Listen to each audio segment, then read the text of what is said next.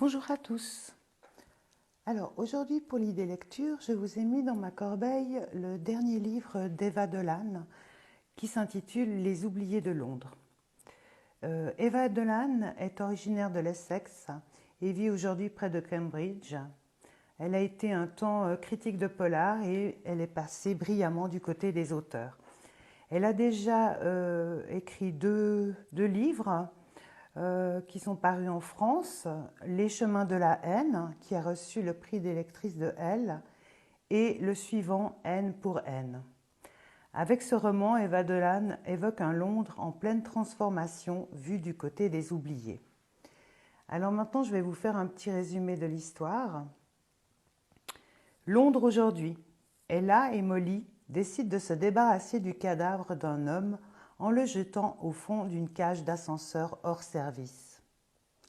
À l'étage au-dessus, une fête bat son plein. Ella, la trentaine, est doctorante en sciences politiques et militante de gauche, engagée dans la lutte contre la gentrification. La fête célèbre la sortie de son premier livre, un recueil de témoignages des derniers habitants de Castle Rise, un immeuble que les promoteurs cherchent à vider pour le détruire. Molly, la soixantaine, est une photographe avec un passé lourd d'engagement politique et de lutte sociale, et une des dernières à habiter Castle Rise. Au fil d'un récit tiré de flashbacks savamment entrelacés, le suspense s'installe. Le mort est-il un inconnu qui voulait violer Ella et qu'elle a tué pour se défendre? Un ancien amant éconduit? Un dangereux activiste?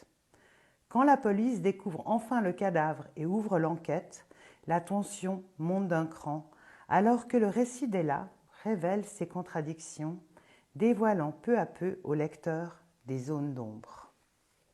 Alors voilà ce roman qui se passe, donc, comme vous l'avez compris, dans un Londres un peu des oubliés. Et je vous souhaite de le découvrir. Il est très bien écrit. La critique du Times a dit de lui superbe, captivant, choquant. Alors voilà, c'était l'idée du jour. Je vous souhaite à tous une bonne journée et une très bonne lecture. À bientôt.